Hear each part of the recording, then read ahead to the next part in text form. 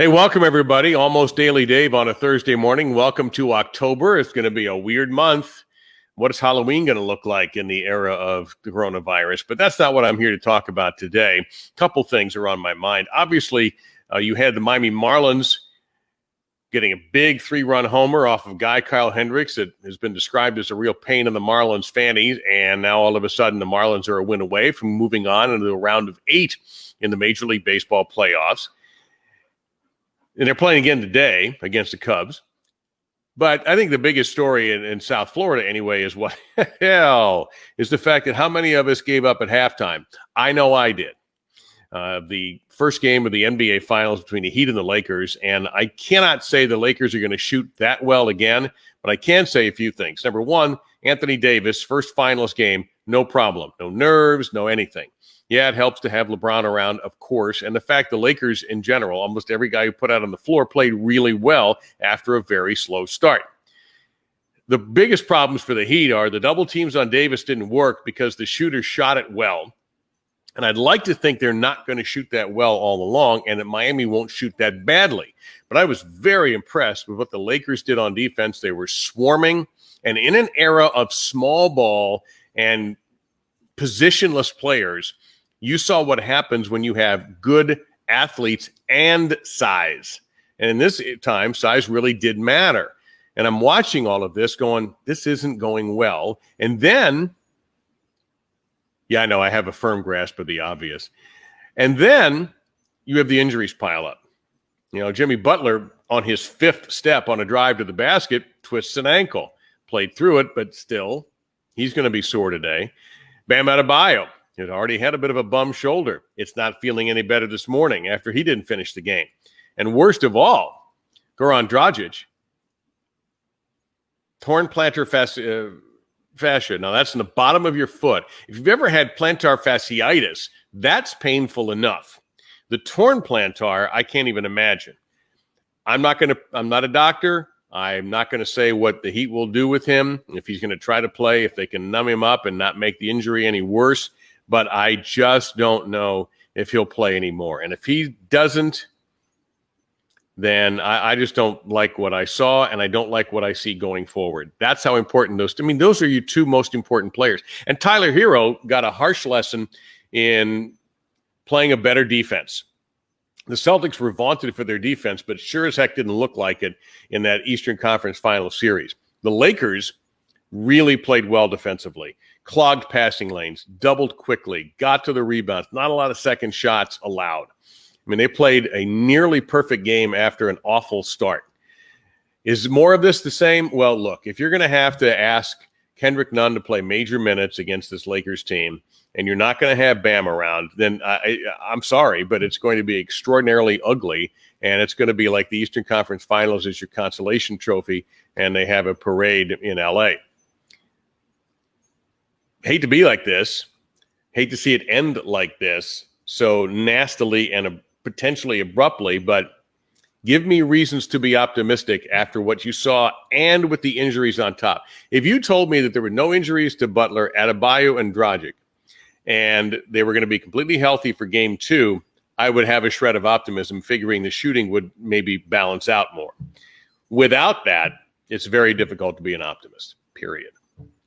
I mentioned yesterday I wanted to talk about music, and there's a band that has their own Sirius XM channel. They're a jam band. They're extremely popular. It's Phish. And I've never been a Phish fan. And I'm thinking to myself, it's probably because I didn't try. So I'm going to spend several days, anytime I'm in the car, listening to that channel. What's hilarious to me is my favorite band is the Allman Brothers, as far as bands go, not individual performers. That's Neil Young. But as far as bands go, I think the Allman Brothers were the best band in the United States of all time. And that's a fun debate to have for another day. And they were a jam band. The Grateful Dead, who I respect a great deal, jam band. So I had to look into this. I go, Phish has been around for decades. They've spawned Ben & Jerry's, probably one of their top 3 flavors in fish food. So let me get into this a little bit for a few days and get you what I think. And The funny story is yesterday I ended up having to make dinner, so I run to Publix to buy some ingredients, and I have the fish channel on, and they're into a song. I go into the store.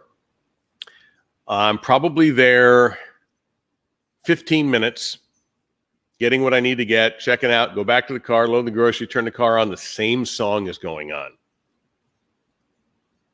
Now, that's a jam band, boys and girls. I have to say this. Trey Anastasio is a wonderful guitar player. I just didn't fall in love with them. I like them. I respect them. But I can't say that I went, oh, my God, this is the greatest thing I've ever heard in my life.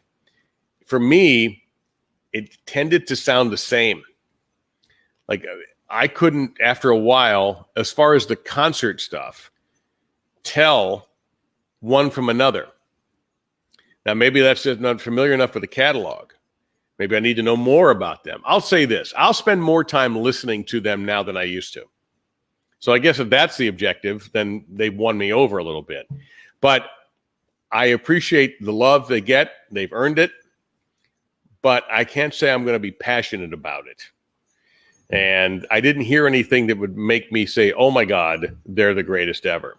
But there's plenty of people who feel that way, and that's just fine. It's a great way to pass the time.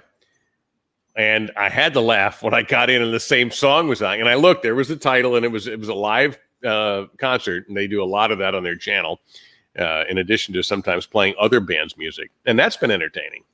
Because after a while, how many times can you hear the same classic rock songs over and over again? Even I, a classic rock aficionado and lover, can't do that.